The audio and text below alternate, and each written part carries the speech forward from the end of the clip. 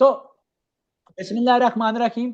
तो now the phase one के अंदर जो इस दफ़ा स्प्रिंग 2025 का टेस्ट है, उसकी कुछ क्वेश्चन जो मैंने स्टूडेंट फीडबैक के ऊपर गैदर किए हैं, उनको मैंने ऐड किया ताकि आप फेज टू की अपनी अच्छी प्रेप कर सको इंशाल्लाह। तो एक बात मैं पहले भी प्रीवियस लेक्चर्स में आप सबको बता चुका हूँ कि फिजिक्स के अंदर कोई बहुत डीप डाउन कॉन्सेप्ट्स में नहीं जाएगा, बेसिक कॉन्सेप्ट्स में रहेगा। वर्क डन हो गया आपका, टॉर्क हो गया आपका, उसकी कंडीशंस हो जाएंगी, सिमिलरली न्यूटन के लॉज हो जाएंगे, मोमेंटम हो गया, ऐसे कॉन्सेप्ट्स होंगे। सिंपल हार्मोनिक मोशन के, सर्कुलर मोशन के कॉन्सेप्ट्स होते हैं, सेंट्रीफ्यूगल फोर्स के कॉन्सेप्ट्स हैं। और उसके साथ साथ जो है ये ऐड करता है इसके अंदर आपका जो सेकंड ईयर में से रेजिस्टेंसेस के, कैपेसिटेंसेस के कॉन्सेप्ट को करेगा, ओम्स लॉ आ जाता है, या कोई फिजन या फ्यूजन की डेफिनेशन बेस्ड चीज जो है ये पूछी हुई होती है। तो इसको स्टार्ट करते हैं। This question was repeated in the phase one questions. What is the dimension formula for force, force की डायमेंशन पूछी गई थी। So we know that force का जो फार्मूला होता है that is F is equals to m into a। Now m की मैं डायमेंशन प्लग इन कर लूंगा, m मैस है, इसकी dimension is capital M। Acceleration की डायमेंशन देखिए, अगर आपको डायमेंशन पुट करने में डिफिकल्टी है, सो ये ट्रिक आपने याद रखनी है कि एक्सेलरेशन का यूनिट क्या होता है, मीटर पर सेकंड स्क्वायर होता है। सो मीटर की डायमेंशन लेंथ हो जाएगी, सेकंड यूनिट टाइम क्या, उसकी डायमेंशन t हो जाएगी LT-2। So MLT-2 will be the dimension of the force. तो मैंने आपको प्रीवियस लेक्चर्स में से काफी ज्यादा डिफिकल्ट डायमेंशन करवाई हुई है, लेकिन दिस आज के लेक्चर में जो क्वेश्चन हुए हैं जो कि ditto were in the phase one, तो मैंने उनको ऐड किया हुआ है। Which are the following is the system and national unit of resistance. अब इससे आसान कोई क्वेश्चन नहीं आ सकता। अभी system and national unit of resistance पूछा हुआ है, बल्कि मैं रेजिस्टेंस को एक्सप्लेन भी कर देता हूँ कि V is equal to I R होता है, और R की जो वैल्यू होती है students that is V by I। तो समटाइम्स अगर वो ये पूछे कि जी 1 ओम किसके इक्वल है, तो 1 ohm is 1 volt by 1 ampere. So volt per ampere is equal to ohms. Similarly previous years के टेस्ट के अंदर टेस्ला के बारे में पूछा गया था।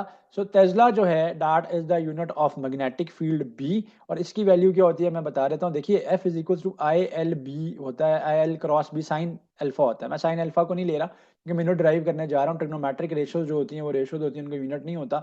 तो this will be F by I L. So F का unit is newton and I is current, current का यूनिट इज एम्पेयर, लेंथ का unit is metre. So 1 tesla is equal to 1 newton per ampere per metre. So ये भी मैंने आपको explain कर दिया। Henry जो है वो यूनिट है आपके पास, हेनरी जो है वो आपके पास यूनिट है इंडक्टेंस का। ठीक है, इंडक्टेंस का यूनिट है आपके पास, जिस तरह रेजिस्टेंस और कैपेसिटर आपके पास है इसी तरीके से। और वेबर जो है वो मैग्नेटिक फ्लक्स का आपके पास यूनिट है। Transformer works on the principle of direct current, mutual induction, electrolysis, super conductivity. देखिए डायरेक्ट करंट के तो अगर आप ट्रांसफार्मर को देते हो तो ट्रांसफार्मर तो कभी वर्क ही नहीं करता। ठीक है, ट्रांसफार्मर वर्क ही करता है on the basis of Faraday's law of electromagnetic induction, जो कि यही कहता है कि जब आप कॉइल में से फ्लक्स को चेंज करोगे, इलेक्ट्रिक फ्लक्स को या मैग्नेटिक फ्लक्स को आप चेंज करोगे, तो वो उसके अंदर इलेक्ट्रिक फील्ड या इलेक्ट्रिक फ्लक्स प्रोड्यूस करेगा। ठीक है, और अगर आप इलेक्ट्रिक फ्लक्स को चेंज करोगे तो मैग्नेटिक फील्ड या मैग्नेटिक फ्लक्स प्रोड्यूस करेगा। So change in magnetic field will result in the production of electric field, and change in electric field will result in the production of magnetic field. So direct current तो कभी भी नहीं कर सकता क्योंकि उसमें values change नहीं हो रही होती। तो this is the concept of Faraday's law of electromagnetic induction. Transformer के अंदर होता है क्या, you have two coils, one is the primary coil and the other one is the secondary coil, and you change the flux in the primary coil, या voltage की value को या current की वैल्यू को आप चेंज करते हैं तो primary coil, as a result आपके पास जो इलेक्ट्रिक फील्ड लाइंस हैं उसमें से भी पास ऑन होती हैं, और इस या मैग्नेटिक फील्ड लाइंस उसमें से भी पास ऑन होती हैं। तो इसके अंदर इलेक्ट्रिक फील्ड जो है वो इंड्यूस होती है, वोल्टेज इंड्यूस होती है या करंट इंड्यूस होता है, जो भी आप इसको कहोगे। तो म्यूचुअल इंडक्शन का ये प्रिंसिपल है। Which force acts toward the center in the uniform circular motion? This was the exact, यही क्वेश्चन पूछा गया था। अच्छा, सर्कुलर मोशन के एक दो क्वेश्चन और भी है, मैं साथ ही ऐड कर देता हूँ। देखिए जब भी एक बॉडी सर्कुलर फील्ड के अंदर, सर्कुलर पाथ के अंदर जो है वो मूव कर रही होती है, फॉर एग्जांपल इट्स दिस, एक मेरे पास कोई ज्यूमिंग का सर्कल यहाँ पे, थोड़ा सा सेंटर इसका आगे पीछे हो गया। ठीक है, एक मैंने क्या किया हुआ है कि I have stone attach to a rope, और मैं इसको व्हील कर रहा हूँ, इसको मैं गोल गोल घुमा रहा हूँ। तो जब ये सर्कुलर पाथ में रहेगा तो एक फोर्स होती है जो कि इसको सर्कुलर पाथ में रखने के लिए रिस्पॉन्सिबल होती है, that is known as centripetal force. तो सेंट्रीपिटल फोर्स सर्कल को towards the centre of the circle खींचती है। ठीक है, और इसी की ऑपोजिट न्यूटन थर्ड लॉ के मुताबिक ऑपोजिट इक्वल जो रिएक्शनल फोर्स होती है दैट इज सेंट्रीफ्यूगल फोर्स, जो कि उसको बाहर की तरफ जो है वो खींचती है। तो सर्कुलर मोशन से रिलेटेड एक से दो एमसीक्यूज, एक MCQ तो एटलीस्ट होता है। फिजिक्स मैंने बता रहा हूँ कि बार बार कितनी कोई डिफिकल्ट नहीं होती। तो इस दफ़ा कॉन्सेप्ट ऐसा भी था जिसमें सेंट्रीपिटल फोर्स को पूछा गया, बल्कि एक स्टूडेंट ने मुझे ये फीडबैक दिया था कि क्वेश्चन वाज लाइक दिस, ये क्वेश्चन सुन लो आप लोग, कि क्वेश्चन वाज लाइक दिस कि जी वो कौन सी फोर्स है जो कि जो है वो रिएक्शनल फोर्स है टू द सेंट्रीपिटल फोर्स। तो centrifugal force is the reactional force of the centrifugal force. उसके अलावा एक क्वेश्चन एक स्टूडेंट का ये भी आया था कि अगर एक बॉडी सर्कुलर पाथ में मूव कर रही है तो आप उसकी डायरेक्शन हर पॉइंट पे कैसे बताओगे। देखो जब भी बॉडी सर्कुलर पाथ में मूव कर रही है तो सर्कुलर पाथ में मूव, ये वाला क्वेश्चन बाय द वे मैं पहले करवा भी चुका हूँ कि ये जो डायरेक्शन वाला, तो जब भी कोई बॉडी सर्कुलर पाथ में मूव कर रही होती है तो आप उसकी डायरेक्शन निकालने के लिए आप क्या करते हो, आप एक टेंजेंट ड्रॉ करते हो। किसी भी पॉइंट पे आप टेंजेंट ड्रॉ करोगे वो उस पॉइंट की डायरेक्शन आ जाएगा। फॉर एग्जांपल मैंने इस फर्स्ट पॉइंट के ऊपर टेंजेंट ड्रॉ किया, ये इस पॉइंट की डायरेक्शन बता रहा है। अब यहाँ पे मैं टेंजेंट ड्रॉ करूंगा तो वो इस पॉइंट पे इसकी डायरेक्शन बता रहा है। तो जब भी बॉडी सर्कुलर पाथ में मूव करेगी डायरेक्शन निकालने के लिए आपको टेंजेंट ड्रॉ करना पड़ेगा। और टेंजेंट क्या होता है, टेंजेंट एक ऐसी लाइन होती है जो कि सर्कल को किस सिर्फ और सिर्फ एक ही पॉइंट पर टच करती है और उसके रेडियस के जो है वो 90 डिग्री के ऊपर होती है, उसके रेडियस के परपेंडिकुलर होती है। तो इस पॉइंट के ऊपर ये डायरेक्शन है, इस पॉइंट के ऊपर इसकी ये डायरेक्शन है, अगर यूं जा रहा होगा तो इसकी ये डायरेक्शन होगी। तो दिस इज हाउ के सर्कुलर पाथ के अंदर जो है वो इनकी डायरेक्शन होगी। तो सर्कुलर मोशन से रिलेटेड या सेंट्रीपिटल सेंट्रीफ्यूगल फोर्स रिलेटेड इस तरह के ही एमसीक्यूज थे फेज 1 में स्प्रिंग 2025 के एडमिशन इनटेक के।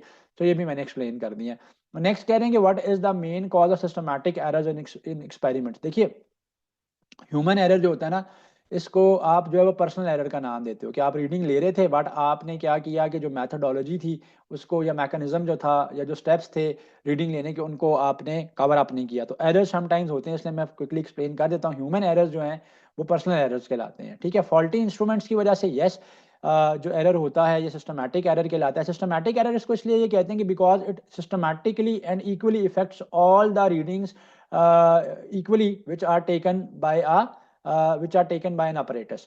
सो किसी भी एक अपरेटस से जब आप या किसी एक इंस्ट्रूमेंट से या डिवाइस से जो आप जितनी भी रीडिंग्स लोगे उन सारी रीडिंग्स को इक्वली और एग्जैक्टली इफेक्ट करेगा। तो इसलिए आप जो है वो इसको नाम देते हो सिस्टमैटिक एरर का। इसमें आपके जीरो एरर्स भी सिस्टमैटिक एरर के अंदर ही आ जाते हैं, क्योंकि अगर एक रीडिंग मैंने ली, एक रीडिंग किसी और पर्सन ने ली, एक रीडिंग किसी थर्ड पर्सन ने ली फ्रॉम द सेम अपरेटस और उस अपरेटस के अंदर सेम जीरो एरर है तो हमारी रीडिंग्स को इक्वली इफेक्ट करेगा। तो दिस इज वाई इसको आप सिस्टमैटिक एरर कहते हैं। रैंडम फ्लक्चुएशंस क्या होती हैं, रैंडम रीजन की वजह से होती हैं। आपने पहले रीडिंग ली और वैल्यू आ रही थी, सेकंड रीडिंग ली और आ रही थी, और ये एनवायरमेंटल चेंजेस या फैक्टर्स की वजह से होती है। आपका टेम्परेचर चेंज हो गया, आपका जो है वो प्रेशर चेंज हो गया, इसकी वजह से मेटल्स जो है वो कंडक्टर है हीट के, हो सकता है कि वो सुबह के टाइम जब आपने रीडिंग ली थी तो टेम्परेचर लो था, दोपहर को थोड़ा टेम्परेचर इंक्रीज था, थोड़ा सा वैल्यू के अंदर डिफरेंस आ सकता है। तो एनवायरमेंटल चेंजेस या कंडीशन जो एरर्स आते हैं उनको आप रैंडम एरर्स कहते हो। तो एनीवेज इस क्वेश्चन का आंसर वाज तो पूछ रहा था आपसे कि सिस्टमैटिक एरर्स क्या है। Systematic error students are due to the reason of the faulty instruments and they equally effect all the readings. SHM से रिलेटेड बहुत बेसिक से एमसीक्यू पूछे जाते हैं। पूछा है आपसे कि जी in simple harmonic motion the acceleration of the object is directly proportional to. तो सिंपल हार्मोनिक मोशन के अंदर आपकी जो एक्सेलरेशन है वो किस चीज़ के डायरेक्टली प्रोपोर्शनल थी। क्या वो डायरेक्टली प्रोपोर्शनल है इसके वेलोसिटी के, स्केयर ऑफ द वेलोसिटी के, displacement from the mean position के, क्यूब ऑफ इट्स डिस्प्लेसमेंट के। तो देखिए सिंपल हार्मोनिक मोशन की डेफिनेशन ये है कि the type of motion in which the acceleration is directly proportional to the displacement of the body. And ये negative sign क्या क्या रिप्रेजेंट कर रहा है, नेगेटिव साइन ये रिप्रेजेंट कर रहा है कि it is always directed towards the mean position. So it is always directed towards the mean position. So it is always directed towards the mean position. तो मीन पोजीशन की तरफ जो है ये डायरेक्टेड होता है आपके पास, ठीक है। It is always directed towards the mean position, और एक्सेलरेशन और डिस्प्लेसमेंट जो है वो दूसरे के डायरेक्टली प्रोपोर्शनल है। इसके अलावा इस दफ़ा कुछ क्वेश्चन ऐसा था, एक था कुछ स्टूडेंट से क्वेश्चन ऐसे भी थे कि उसने ये पूछा हुआ था कि टाइम पीरियड है मेरे पास सिंपल पेंडुलम का और उसमें मैं लेंथ को 4 टाइम्स इंक्रीज कर देता हूँ, तो ये बताओ कि नया टाइम पीरियड क्या होगा। तो time period of a simple pendulum का जो formula that is T is equal to 2 pi under root L by G. So T, remember T के फॉर्मूला के अंदर मैंने लेंथ को अब 4 टाइम्स कर दिया। So previously it was L, now I am plugging in the value of 4 times of L by G. So 4 times of L जब मैं अंडर रूट 4 लूंगा, तो स्टूडेंट जब मैं अंडर रूट 4 लूंगा so it will become 2। So 2 को मैंने bracket से बाहर ले लिया, 2 pi under root L by G को मैंने आज इट इज रहने दिया। तो पता ये चला कि अगर मैं सिंपल पेंडुलम के केस में अपनी लेंथ को 4 टाइम्स इंक्रीज करूंगा तो मेरा जो टाइम पीरियड है that will become twice the original time period, because 2 pi under root L by G is the original time period ना। So it's the original time period. So this is 2t आ जाएगा आपके पास. So the new time period is twice the previous time period. So आपने एक और बात जो आप एहतियातन याद रख लो, ठीक है. वैसे तो पिछले लेक्चर्स के अंदर बहुत सारा कंटेंट मैंने कवर किया हुआ है, बट क्योंकि हम रिपीटेड क्वेश्चंस की बात कर रहे हैं तो आप formula, do remember the formula for the mass attached to a spring system. So this is the formula of mass attached to the mass attached to spring system का फॉर्मूला भी मैंने जो है ना वो इसमें ऐड कर दिया है. So mass attached to a spring system का फॉर्मूला भी इसके अंदर एडेड है, ऐड कर दिया. उसमें भी अगर वो एम को चेंज करता है तो वो पूछता है तो वो आप जो है वो इसको बता सकते हो. बाय द वे के यहाँ पे स्प्रिंग कांस्टेंट होता है. अच्छा, इस तरह का भी प्रीवियस ईयर्स के अंदर, इस दफा फेज 1 में तो मुझे किसी ने नहीं बताया, हो सकता है किसी का आया हुआ हो. फॉल 2024 के जो एडमिशन थे उसके अंदर एक मेरे पास एक क्वेश्चन गैदर हुआ है, जो पूल ऑफ क्वेश्चन मैंने अरेंज किया हुआ उसमें ये था कि क्वेश्चन में ये पूछा गया था कि जो मैश अटैच हुआ स्प्रिंग सिस्टम है, ठीक है, ग्रेविटेशनल वैल्यू जो है वो चेंज हुई है, तो आप ये बताओ कि मैश अटैच हुआ स्प्रिंग सिस्टम का टाइम पीरियड पे क्या इफेक्ट होगा. देखिए, मैश अटैच हुआ स्प्रिंग सिस्टम का formula is 2 pi under root M by K. It is independent of gravity. So gravity को चेंज करने से इसके टाइम पीरियड के ऊपर कोई डिफरेंस नहीं आ रहा, ठीक है. और फिर एक जगह पे रिलेशनशिप पूछा गया था, टाइम पीरियड गिवन था, time period was given as a 2 seconds, और पूछा ये गया था एक स्टूडेंट से कि आप ये बता दो, एक क्वेश्चन ये था कि भाई टाइम पीरियड आपका 2 सेकंड्स है, आप बता दो फ्रीक्वेंसी क्या है. So we all know that frequency the reciprocal of time period 1/2 कर दोगे तो this the frequency will be 0.5 hertz. So these kind of questions were there in the phase 1.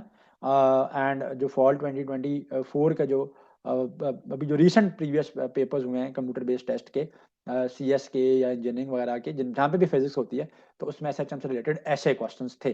तो time period mass attached to spring system का भी very important है, time period और the simple pendulum का भी वेरी इंपॉर्टेंट है. अच्छा, एक क्वेश्चन और मैं ऐड कर देता हूँ इसके अंदर. वो क्वेश्चन ये था, it's already mention with me, कि मून के ऊपर टाइम पीरियड क्या हो जाएगा. भाई डेफिनेटली मून के ऊपर टाइम पीरियड सिंपल पेंडुलम का इंक्रीज हो जाएगा. उसकी रीजन ये है कि मून के ऊपर जो ग्रेविटी की वैल्यू है वो G/6 है, that is 1/6 times of the gravity on earth. So approximately वहां पे जो वैल्यू है 1.66 मीटर पर सेकंड स्क्वायर है.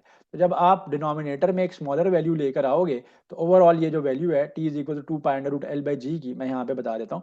तो यहाँ पे अगर आप ग्रेविटी में स्मॉलर वैल्यू लेके आओगे तो डेफिनेटली डिनोमिनेटर में अगर स्मॉलर वैल्यू है तो टी की value will increase, right.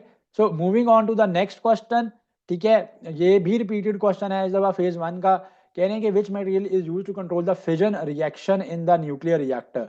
So nuclear reactor के अंदर फिजन रिएक्शन जो है उसको कंट्रोल करने के लिए कंट्रोल रॉड्स लगे हुए होते हैं, और वो कंट्रोल रॉड्स दो मटेरियल्स के बने हुए होते हैं. एक मटेरियल उसके अंदर बोरॉन है, ठीक है, और सेकंड मटेरियल समटाइम्स उसके अंदर कैडमियम के रॉड्स भी यूज होते हैं. बल्कि मोस्टली जो है वो पहले तो कैडमियम के रॉड्स ही यूज होते थे, बाद में बोरॉन में भी ये चीज़ पता चला. So cadmium use as control rod. So fission और फ्यूजन को मैं क्विकली बता देता हूँ क्योंकि इनके के डेफिनेशन बेस्ड क्वेश्चन जो है वो पेपर के अंदर इंक्लूडेड हो सकते हैं. So fission is a type of a nuclear reaction जिसके अंदर आपके पास क्या होगा कि दो स्मॉलर जो एक एक न्यूट्रॉन को बम्बार्ड करवाया गया था with uranium, and the scientist were of an idea कि यूरेनियम उसको एब्जॉर्ब कर लेगा. बल्कि ऐसा नहीं हुआ, बल्कि इसके अंदर होता क्या है, फिजन की मैं डेफिनेशन बता देता हूँ कि जो एक लार्जर न्यूक्लियाई होता है, न्यूक्लियस होता है, it splits up into 2 smaller nucleases. इसके केस में, यूरेनियम के केस में, ये क्रिप्टॉन और बेरियम बनाता है, plus huge amount of energy, huge amount of energy in the form of heat. ठीक है, सो फिजन या फ्यूजन रिएक्शन के अंदर जो अमाउंट ऑफ एनर्जी होती है रिलीज होती है, it's in the form of heat होती है. और जो आपके पास 3 फर्दर न्यूट्रॉन्स जो है वो क्रिएट हो जाते हैं. तो heat started from 1 neutron, 3 more neutrons were created, और वो फिर क्या करते हैं कि वो 1 से पहले 3 हुए हैं, फिर 3 से फिर वो 9 हो जाएंगे, फिर 9 से जो है वो 27 हो जाएंगे, so on and so fourth. ये रिएक्शन अनकंट्रोल हो जाता है. तो कंट्रोल करने के लिए क्या करते हैं आप, कैडमियम के आगे रॉड्स लगाए हुए होते हैं या बोरॉन के रॉड्स लगाए होते हैं, वो इन सरप्लस न्यूट्रॉन्स को एब्जॉर्ब कर लेते हैं और आप फिजन रिएक्शन को कंट्रोल कर लेते हो, उसको अनकंट्रोल से कंट्रोल में ले जाते हो. फ्यूजन में क्या होता है कि 2 smaller nuclei they combine together to form a larger nuclear. That process is known as nuclear fusion. Half life को एहतियातन देख लो, ठीक है. हाफ लाइफ का फेज 1 में तो कोई क्वेश्चन नहीं था, बट मैं फिर भी बता देता हूँ क्योंकि फिजन और फ्यूजन की डेफिनेशन बेस्ड कॉन्सेप्ट थे. हाफ लाइफ क्या होता है, इट इज अ टाइम कि जब आपका एक रेडियो एक्टिव मटेरियल में से ट्रांसम्यूटेशन इमिट होती रहती हैं न्यूक्लियर रेडिएशन इमिट होती रहती हैं, सो कितने टाइम के बाद उसका जो material that will remain as one half, that time is known as half life. So इस टाइम को आप जो है वो हाफ लाइफ का टाइम जो है वो देते हो, कितने टाइम के बाद उसका वन हाफ रह जाएगा। फॉर एग्जाम्पल मैं ये कहता हूँ कि मेरे पास जो कोई भी एक रेडियो एक्टिव एलिमेंट है फॉर एग्जांपल, और उसका जो 3200 ईयर्स के बाद वो कितना रह जाएगा, अगर उसका हाफ लाइफ टाइम पीरियड जो है that is 1600 years. So I have a radio active element, मैं फिर बता देता हूँ, जिसका half life time period is 1600 years. 3200 years के बाद वो कितना मटेरियल जो है वो लेफ्ट होगा। सो 3200 का मतलब क्या है कि टू हाफ लाइफ गुजरी हैं, क्योंकि one half life is of 1600। So total time को एक हाफ लाइफ से आप डिवाइड कर दोगे, so you will have two half life time periods. जब two half life time periods गुजरे हैं, इसका मतलब है कि वन हाफ के बाद तो 1/2 रह जाता है। सो टू हाफ लाइफ का मतलब है आप 1/2 की उतनी पावर कर दोगे जितने हाफ लाइफ गुजरे हैं, सो 1/4 रह जाएगा ये। सो अपने अगर क्वांटिटी शुरू में लेट से उसकी 100 ग्राम्स थी, और 3200 ईयर्स के बाद it will be left by 25 ग्राम, क्योंकि 1/4 हो जाएगा। सो दिस इज द कॉन्सेप्ट, जो कि उसी से रेलिवेंट कॉन्सेप्ट भी करवा दिया, ताकि क्विकली शॉर्ट टाइम में फिजिक्स की प्रिपरेशन जो है वो हो जाए। टॉर्क, वर्क डन, इससे रेलिवेंट क्वेश्चंस पेपर के अंदर एसेंशियली होते हैं। नॉट ओनली कि I will be solving this question, but I will also be adding a few questions, साथ ही मैं इसमें करवा देता हूँ जो कि फेज 1 में थे। Torque is defined as, torque को आप कैसे डिफाइन करते हो, ये मोमेंट ऑफ फोर्स होता है, and it is the product of force and the moment of, and it is the rotational effect of the force. ठीक है, सो टॉर्क को मैंने एक्सप्लेन कर दिया कि rotational effect of the force होता है। So torque is F cross R, तो it is F R sine theta. ठीक है, क्रॉस प्रोडक्ट में साइन थीटा होता है ना। And torque is a vector quantity. ठीक है, टॉर्क में क्रॉस प्रोडक्ट ले रहे हैं तो it's a vector quantity. Remember, ऐसे क्वेश्चन पेपर के अंदर एसेंशियली पूछे जाते हैं कि क्या वेक्टर था या क्या स्केलर था। ऐसे फेज 1 के अंदर क्वेश्चन भी थे कि क्वांटिटी गिवन होती है, आपसे पूछ लिया जाता है कि वेक्टर है, स्केलर है, या इसका यूनिट बता दो। जैसे मैंने आज के लेक्चर में ऊपर यूनिट से क्वेश्चंस को ऐड किया है, क्योंकि ये प्रीवियस फेज 1 के क्वेश्चंस की है, तो इसी से रेलिवेंट कुछ और क्वेश्चंस भी थे इस दफ़ा वर्क डन से रिलेटेड। पहले मैं उनको सॉल्व करवा देता हूँ, ठीक है, उनके कॉन्सेप्ट्स मैं आपको दे देता हूँ, फिर मैं I move on to the next question. So very important question was कि उसने ये दिया हुआ था इस दफ़ा कि वर्क डन जो है वो मिनिमम कब होगा। सो वर्क डन का जो फॉर्मूला होता है that is the dot product of force and displacement. So W is equal to F D cos of theta. So अगर आप फोर्स अप्लाई करते हो और बॉडी डिस्प्लेसमेंट जो कवर करती है that is in the perpendicular direction, यानी इन दोनों के बीच में एंगल 90 डिग्री हो जाएगा, तो वर्क डन आपका जीरो हो जाएगा। तो वर्क डन आपका जो है वो आपके पास जीरो हो जाता है। So F D cos of 90, so cos 90 is zero, work done was zero. Question में ये था, आपसे पूछा ये गया था कि आप एक बॉडी के ऊपर फोर्स लगा रहे हो, बॉडी डिस्प्लेसमेंट भी कवर कर रही है, आप ये बताओ कि वर्क डन जीरो के सिचुएशन में हो सकता है। अगर तो बॉडी के ऊपर फोर्स अप्लाई हो रही है और बॉडी डिस्प्लेसमेंट भी कवर कर रही है, तो वर्क डन उस केस में बॉडी के ऊपर जीरो तब होगा जब displacement is in the direction of 90 degree with the force, क्योंकि कॉस 91 हो जाएगा। इसी क्वेश्चन का मैं एक सेकंड फॉर्म भी बता देता हूं, अगर ये इस तरह से आ जाए तो देखिए वर्क डन जो है ना, जीरो तब भी हो सकता है कि बॉडी के ऊपर कोई फोर्स ही अप्लाई नहीं हो रही है। ठीक है, तो वर्क डन होगा ही नहीं, कोई फोर्स ही अप्लाई नहीं की, एक बॉडी पड़ी हुई है उस पर कोई किसी ने फोर्स अप्लाई की नहीं, work done is zero. Second situation ये हो सकती है कि वो यूं भी क्वेश्चन पूछ सकते हैं, क्योंकि रिलेटेड क्वेश्चन होते हैं एक ही जैसे पूल ऑफ क्वेश्चन के अंदर, कि आप एक बॉडी के ऊपर फोर्स तो अप्लाई कर रहे हो बट वर्क डन जीरो है, एंगल डिस्प्लेसमेंट के बारे में कुछ हमें नहीं पता, एंगल की हम बात ही नहीं कर रहे, एंगल भी जो है ना वो कह रहा है कि 90 डिग्री नहीं है। क्वेश्चन ये मैंने बना दिया कि angle theta is not 90 degree, force भी अप्लाई हो रही है, तो वर्क डन आपका जीरो है। क्यों जीरो होगा भाई, बॉडी बॉडी ने कोई डिस्प्लेसमेंट ही कवर नहीं की, एक वॉल है फॉर एग्जाम्पल जो मैंने ब्लू में ड्रॉ किया, ये वॉल है, इसके ऊपर आप जितनी मर्जी फोर्स लगा लो, आप वॉल को तो नहीं अपनी जगह से हटा सकते। So W is equal to F dot D है ना, तो चाहे एंगल 90 डिग्री ना भी हो, फॉर एग्जाम्पल अगर एंगल 90 डिग्री ना भी हो, तो आपके पास क्या है, जब डिस्प्लेसमेंट जीरो है तो उस केस में भी तो वर्क डन आपके पास जीरो होगा। So these were the two questions जो कि वर्क डन से रिलेटेड थे। कुछ स्टूडेंट्स ऐसे भी थे, दे वर द लकी वंस, कि जिनको बहुत ही इजी क्वेश्चन आ गया था कि फोर्स गिवन थी, डिस्प्लेसमेंट गिवन थी, और कहा गया था कि वर्क डन की वैल्यू कैलकुलेट करो, तो सिंपली मल्टीप्लाई करना था और वैल्यू जो है वो कैलकुलेट करनी थी।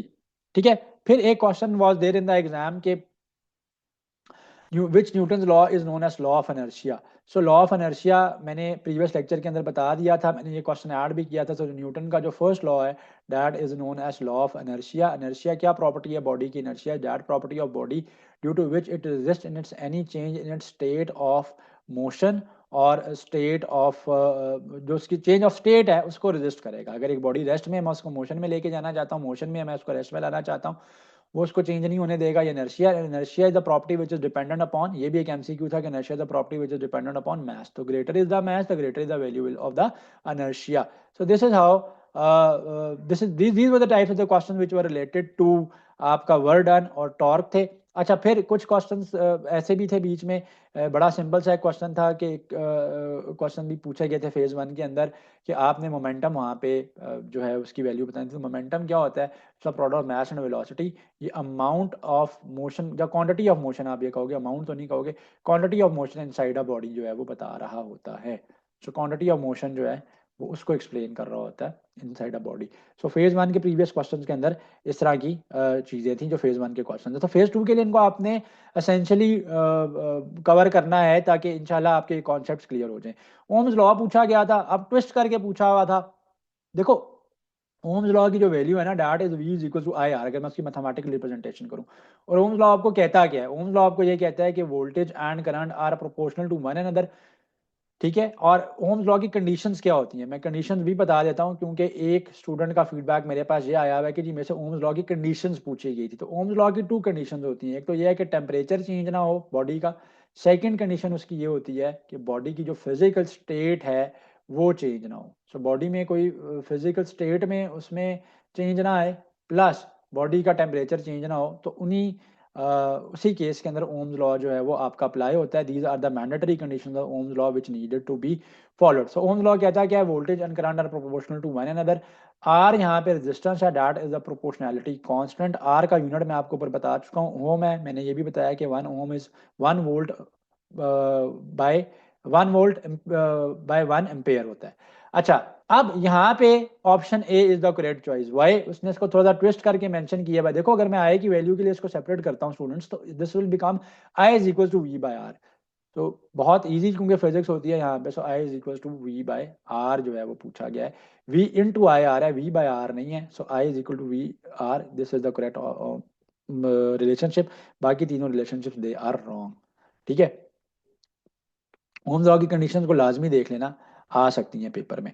अच्छा जी, फिर मैं बताता हूँ कि दो question which were related to resistances and capacitances, उन पे मैं आता हूँ। पहले मैं इसको करवा दूँ। आपको कह रहे हैं कि ये तो डिटो क्वेश्चन आया हुआ है फेज 1 में कि if a body of mass 5 kg is moved by a force of 20 newton, what will be the acceleration produce? So we know that F is equal to m by a होता है। सो इससे easy question नहीं आ सकता।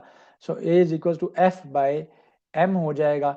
F is 20 and mass is 5. So this was a super easy question. So 4 meter per second square आ जाएगा। अच्छा, फिर one of the question was there in the exam कि जिसके अंदर उसने ये कहा था कि parallel combination में resistances are connected. So resistances are connected in a parallel combination. So parallel combination में you have a parallel combination of resistances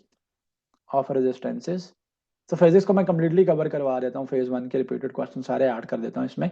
so parallel combination of resistances के अंदर आपने ये बताना है कि जो इक्विवेलेंट रेजिस्टेंस होती है उसकी वैल्यू क्या होती है। इक्विवेलेंट रेजिस्टेंस की जो वैल्यू है वो आपके पास क्या होती है। सो इक्विवेलेंट रेजिस्टेंस की जो वैल्यू है वो इसने आपसे पूछी हुई थी कि आप ये बता दो कि पैरेलल कॉम्बिनेशन ऑफ रेजिस्टेंसेस है, तो इक्विवेलेंट रेजिस्टेंस की जो वैल्यू है वो आपके पास क्या है।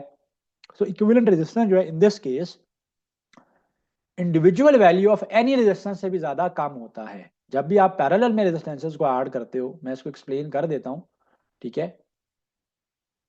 ताकि कंप्लीटली पास्ट पेपर की चीजें कवर्ड अप हो जाएं। So if I have these two resistances connected in parallel to this battery, बल्कि एक और भी इसको कर लेते हैं। Let's say three resistances are connected in parallel with this battery. One value is R1, the other one is R2, the other one is R3. So the equivalent resistance in the parallel case will be 1 by R is equals to 1 by R1 plus 1 by R2 plus 1 by R3. Right? So जब आप इनकी equivalence निकालोगे ना, तो जो equivalence की value आएगी वो R1 R2 या R3 की वैल्यू से कम आएगी। फॉर एग्जाम्पल अगर ये होता 5 ओम्स का, ये 10 का होता है, ये 15 का होता है, जो आंसर आएगा ना वो 5 से भी छोटा आएगा। तो ये कॉन्सेप्ट जो है वो इसके अंदर है। और जब सीरीज में रेजिस्टेंसेज लगे हुए होते हैं उसका भी मैं आपको बता देता हूँ। So when they are connected in series, तो उसकी जो वैल्यू आती है इक्विवेलेंट रेजिस्टेंस की, that is greater than the sum of the individual resistances. Why? Because series combination के अंदर तो रेजिस्टेंसेस सिंपली आपको पता है ना ऐड हो जाते हैं। So if there are 3 resistances connected in series, so their equivalent resistance Re will be equals to the sum of R1 plus sum of R2 plus sum of R3। 4 connected है तो 4 आ जाएगा। ठीक है। सो ये question था paper में, मैंने इसी से similar concept series combination of resistances का भी आपको दे दिया। अच्छा, फिर एक क्वेश्चन ये था पेपर के अंदर कि what is farad. So farad को मैं एक्सप्लेन कर देता हूँ। Farad is the unit of capacitance. It is the unit of capacitance. ठीक है जी।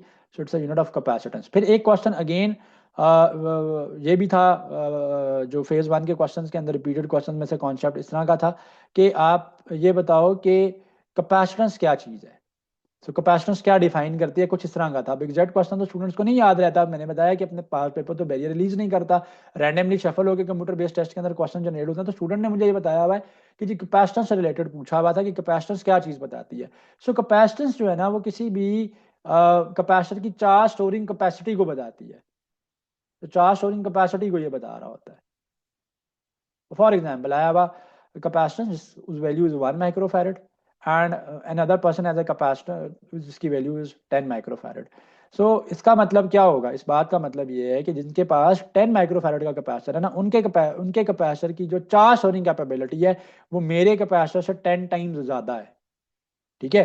सो 10 टाइम्स जो है उनकी उसकी चार्ज स्टोरिंग कैपेसिटी जो है वो ज्यादा है। सो कैपेसिटर की जो मैथमेटिकल फॉर्म है that is Q is equal to C into V. So where Q is the charge, right? So Q is the charge, V is the voltage between the plates of the capacitor. So V is the voltage between the plates of the capacitor, and C is the capacitance। ठीक है, C is the capacitance। अच्छा, 1 farad की capacitance कब होगी मैं इसको भी explain कर देता हूं क्योंकि रेलिवेंट एमसीक्यू कैपेसिटर से थे और वो ये आ सकता है। तो Q is equal to C V होता है। C क्या आ जाएगा, Q बाय वी आ जाएगा। तो जब मेरे पास 1 कूलम का चार्ज हो और 1 वोल्ट का पोटेंशियल डिफरेंस हो between the plates of the capacitor, तो the capacitance will be 1 farad. So the capacitance will be 1 farad, right. अच्छा जी, फिर एक क्वेश्चन ये पूछा गया था कि एरिया को के डिस्टेंस को प्लेट्स के चेंज किया है तो ये बता दें कि कैपेसिटेंस पे क्या डिफरेंस आएगा। सो कैपेसिटेंस का मैं आपको फॉर्मूला एक्सप्लेन फर्दर भी कर देता हूँ। कैपेसिटेंस जो है वो डिपेंड करता है, उसका जो फॉर्मूला होता है that can further be open up as A epsilon naught epsilon D and epsilon R भी चले इसमें ऐड कर दें। Epsilon R is the relative permittivity, epsilon naught is the absolute permittivity. Where A is the area of the plates, ये area of the plates है जो capacitor की construction में जो उसकी प्लेट्स हैं उनका area, and D is the distance between the plates. So distance denominator में है तो मैं एक कैपेसिटर ड्रॉ करता हूँ आपके पास। सो आई हैव दिस कैपेसिटर। तो इनके बीच का जो डिस्टेंस होगा that will be D. So the distance will be D where A is the area of these plates. So A is the area of these two plates. So one plate will have positive charges, the other plate will have negative charges. Plus से minus की तरफ यहाँ पे electric field जा रही होगी। ठीक है। सो प्लस से माइनस की तरफ इलेक्ट्रिक फील्ड जा रही होगी। जब प्लस से माइनस की तरफ इलेक्ट्रिक फील्ड जाएगी तो आपके पास क्या है कि कैपेसिटेंस मैंने बताया ना कि वो डिपेंड करती है एरिया ऑफ द प्लेट्स पे। अगर आप एरिया को इंक्रीज करोगे तो आपकी कैपेसिटेंस भी इंक्रीज हो जाएगी, और अगर आप डिस्टेंस को इंक्रीज करोगे तो आपकी कैपेसिटेंस डिक्रीज हो जाएगी क्योंकि वो डिनोमिनेटर में फैक्टर पड़ा हुआ है। तो इस कॉन्सेप्ट को आपने एसेंशियली देखना है। फिर एक question was there in the physics portion phase 1 में, कुछ स्टूडेंट्स का ये क्वेश्चन था कि इलेक्ट्रिक फील्ड इंटेंसिटी का यूनिट पूछा गया था कि इलेक्ट्रिक फील्ड इंटेंसिटी का यूनिट क्या होता है। तो इलेक्ट्रिक फील्ड इंटेंसिटी क्या होती है, फोर्स पर यूनिट चार्ज होती है। That is force per unit charge. So electric field is force per unit charge. Force का फॉर्मूला इज न्यूटन, चार्ज का unit is coulomb and this will B Newton पर coulomb. Newton पर coulomb था। फिर एक question ये भी है फेज 1 के अंदर आया हुआ है, करंट आपने निकालना था, चार्जेस भी गिवन थे, टाइम भी गिवन था, सुपर इजी। तो करंट निकालने के लिए फॉर्मूला क्या होता है, चार्ज बाय टाइम, राइट। तो this was super easy.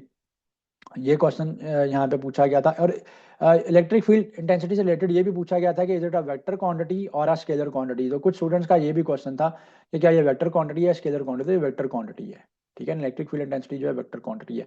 Last question जो मेरे पास रिपीटेड क्वेश्चंस के अंदर फेज 1 का डाटा जो मैंने कंपाइल किया हुआ उसके अंदर है, that was related to the Coulomb's force. So Coulomb law क्या है आपके पास, dot is K Q1 Q2 by R का स्केयर है। और उसमें वो ये कह रहा था कि अगर चार्जेस के बीच का डिस्टेंस इंक्रीज होता है तो ये बताओ कि वो उस पर कितना असर पड़ेगा। तो that is inversely proportional to the square of the distance between them ना। So inversely proportional to the square of the distance between them है। तो स्केयर के जो चार्जेस के बीच का डिस्टेंस है आर, लेट से Q1 एक चार्ज है, Q2 is the other charge and the distance between R. अगर मैंने इस डिस्टेंस को डबल कर दिया, पहले आर था, नाउ मैंने इसको टू टाइम्स आर कर दिया, लेट से डबल हो गया ये डिस्टेंस। तो जब ये डबल होगा डिस्टेंस तो फोर्स जो है वो 4 टाइम्स डिक्रीज करेगी, याद रखिएगा। बिकॉज नीचे डिनोमिनेटर में ये स्केयर होके आ रहा है।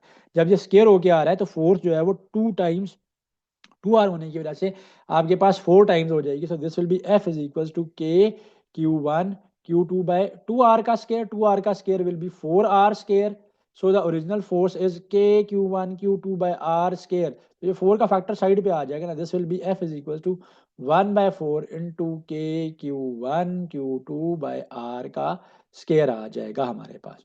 तो 1/4 टाइम जो है ये डिक्रीज हो जाएगा। So F is equal to F dash is equal to F/4 आ जाएगा। तो 4 टाइम्स जो है वो ये डिक्रीज आएगा। So these were all the questions which were essentially in the phase 1 exam. तो इन चीज़ों को मैंने यहाँ पे कंपाइल किया है, इन चीज़ों को मैंने ऐड अप किया है। अगर ये चीज़ें कवर अप कर लोगे तो इंशाल्लाह आपका जो फिजिक्स का पोर्शन है वो ऑलमोस्ट सारा ही इंशाल्लाह कवर अप हो जाएगा। सो अब हम सॉल्व करेंगे questions related to the mathematics and advance mathematics of the previous ये जो फेज 1 का पेपर है। Like, comment, and subscribe.